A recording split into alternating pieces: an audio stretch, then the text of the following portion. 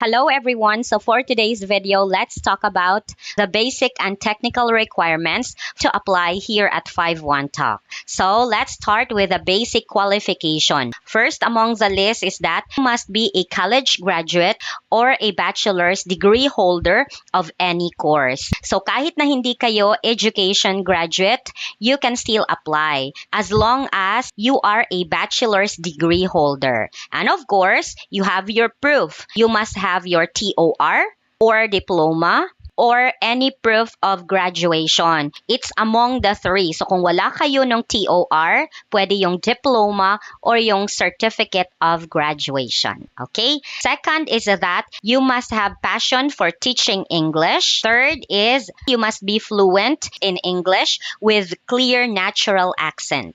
Number 4, ESL or classroom teaching experience is highly preferred but not required. So kahit na wala kayong teaching experience, you are welcome to apply here.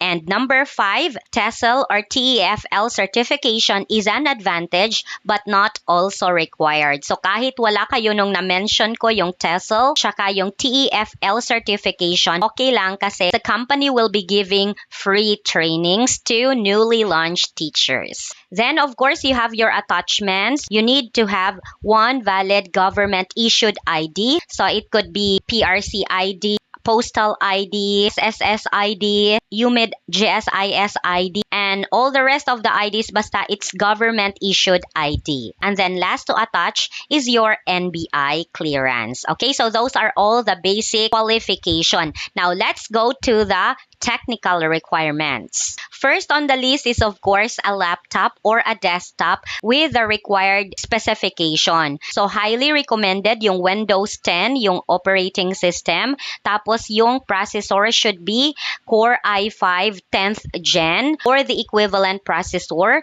And then the random access memory or RAM should be 8 gigabytes or higher. And you need to have a 100 gigabytes free storage. So I will still be flashing here the rest of the specification na acceptable pa rin kay 51 Talk. Pero if bibili pa kayo ng inyong laptop, mas mabuti talaga na higher yung specification na. Para if there are some updates, at least you have a higher specs of your laptop. Napaka-importante po kasi ng equipment in this industry. Number 2 is a high-definition webcam or HD camera with 720 pixels of resolution. So some of the laptops do have already 720 pixels of camera, but the better if you will have your external camera because external cameras do have their higher resolution. Number 3 is a noise-canceling headset with an extended microphone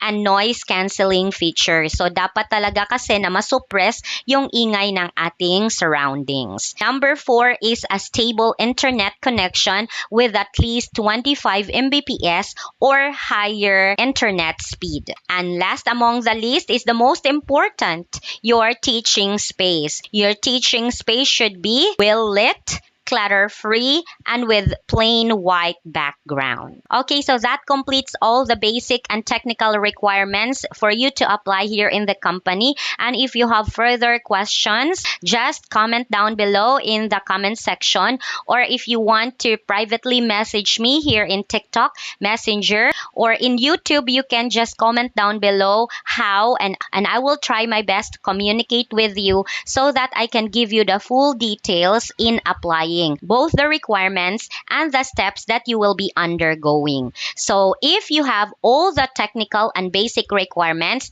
then you can also watch my video about how to apply this one. Just check on my list of videos in my profile. If you have seen this one in YouTube, you just search in how to apply so that you will be guided on the step-by-step process of your application. You can also immediately click my referral link in the description box or in the comment section. Yung mga nakakapasok kasi sa referral link ko, I directly email them or message them. So thank you very much, and I hope that I can hear from you soon. If you want me to be your guide, just don't hesitate to message. Thank you so much and have a great day. Bye!